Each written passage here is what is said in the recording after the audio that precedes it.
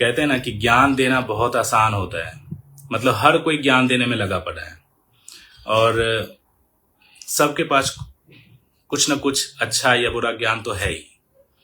लेकिन एक कहावत है और शास्त्र में ये रिकमेंडेड है कि सबसे उत्तम ज्ञान जो है ना, उत्तम से भी उत्तम, सबसे टॉप मोस्ट नॉलेज जो इस कलयुग के लिए है ना, वो है कलयुग केवल नाम आधारा।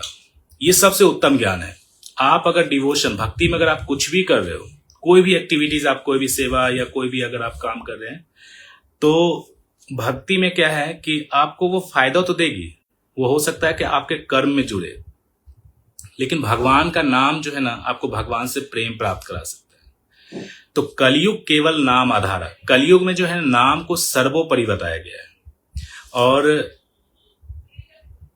कलयुगी लोगों के लिए सिर्फ और सिर्फ एक ही साधन है और बताया गया है कि एक श्लोका है, हरिर नाम हरिर नाम हरिर नामैव केवलम कलौ नास्तेव नास्तेव नास्तेव गतिरन्यथा।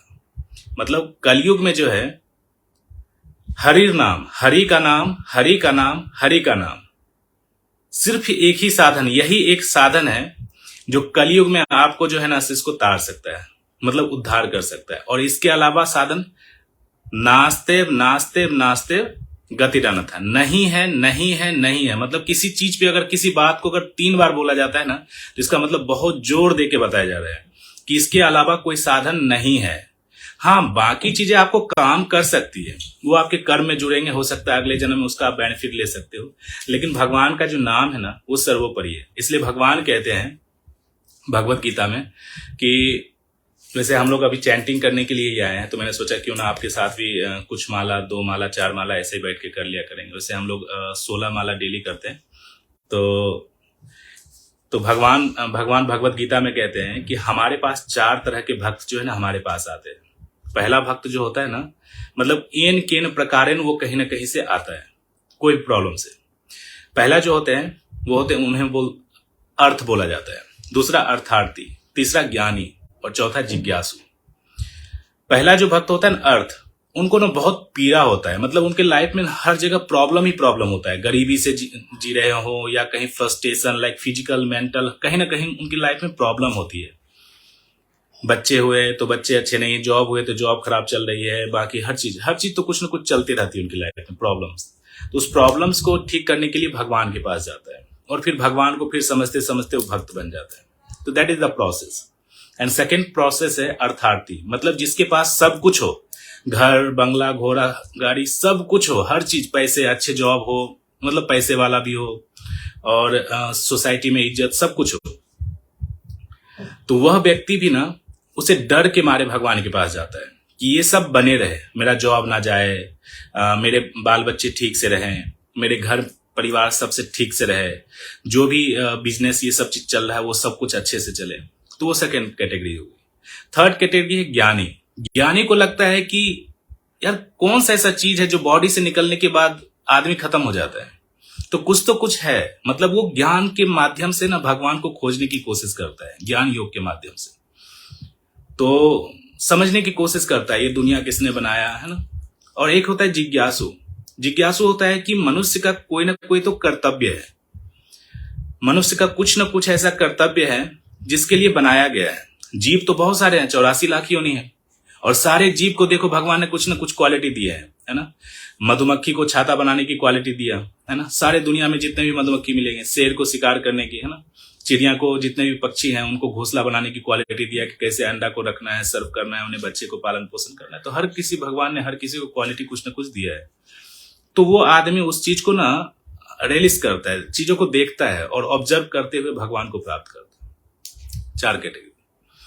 और मतलब कि 2 मिनट और बताना चाहूंगा। जैसे भगवान की भक्ति जो हम करते हैं, भगवान के जो भक्त होते हैं ना, वो 4 तरह से भक्ति किया जाता है। 4 तरह के भक्त होते हैं, मतलब भक्ति होती है।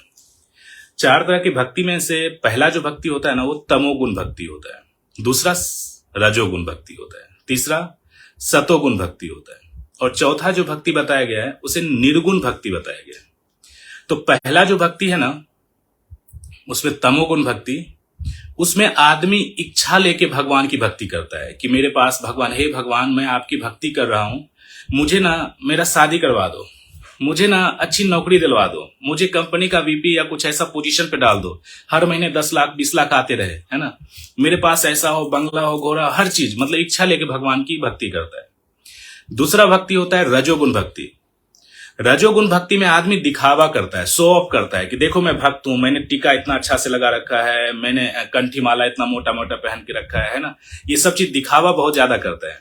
और जैसे कि मैं एकादशी व्रत करता हूं, मैं ये करता हूं, मैं वो करता हूं, मैं 64 माला करता हूं, हर जगह वो दिखावा करेगा कि मैं बहुत अच्छा भक्त हूं, है ना।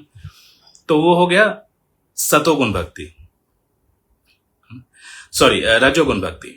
और सतोगुण जो भक्ति होती है, उस भक्ति में आदमी क्या होता है कि वो ना इस चीजों से छुटकारा पाना चाहता है कि यार यहाँ ना भगवान ने भगवत गीता में बताया है कि दुखालयम अशाश्वतम, मतलब कि ये दुखों का सागर है, यहाँ पे आप सुखी नहीं रह सकते, इस संसार में आप सुखी रह ही नहीं सकते, हर समय दुख है, टेम्पररी है हर चीज। तो टेम्पररी है तो वो चीजें आपको सुख दे ही नहीं सकती, तो वो क्या करेगा, यहां से भागने की कोशिश करेगा। तो कहाँ जाऊं, स्वर्ग जाऊं, तो स्वर्ग में भी दुख है, तो उसे अगर हाईयर टेस्ट मिल रहा है तो अरे बैकुंठ चले जाओ, है ना, बैकुंठ में बहुत आराम है ना, जीवन आराम से कटेगी, ना मृत्यु है, ना जन्म है, ना है ना जरा है, ना व्याधि है, कुछ भी नहीं है, टेंशन नहीं है। वहां से निकलने की, यहां से मतलब कैसे भी ये प्रकार जो भी रिस्पॉन्सिबिलिटी दी गई है, उस रिस्पॉन्सिबिलिटी से हट के वो बाहर जाने की कोशिश करता है। तो वो हो गई सतोगुण भक्ति। और लास्ट जो होते चौथी भक्ति, उसे निर्गुण भक्ति बोला जाता है। अन्य अभिलाषिता शून्यम, मतलब उसे कोई अभिलाषा नहीं होता, उसका सिर्फ एक ही अभिलाषा होता है कि एक ही डिजायर होता है कि भगवान को हम कैसे प्रसन्न करें। ये न केन प्रकार हमें भगवान को प्रसन्न करने का जो है ना एम रहता है उस भक्त का।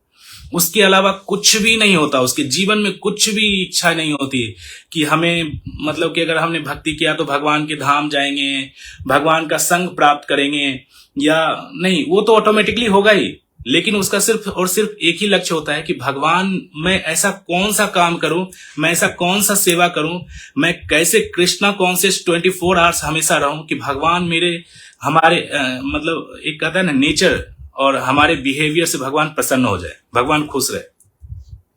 तो ये फोर्थ भक्ति है, निर्गुण भक्ति, अन्य अभिलाषिता शून्य। तो हम इसी भाव से, मैंने बताया कि 4 तरह के भक्त होते हैं, 4 तरह की भक्ति होती है। अब आप किस तरह का भक्ति करना चाहते हैं, ये आप डिसाइड कीजिए।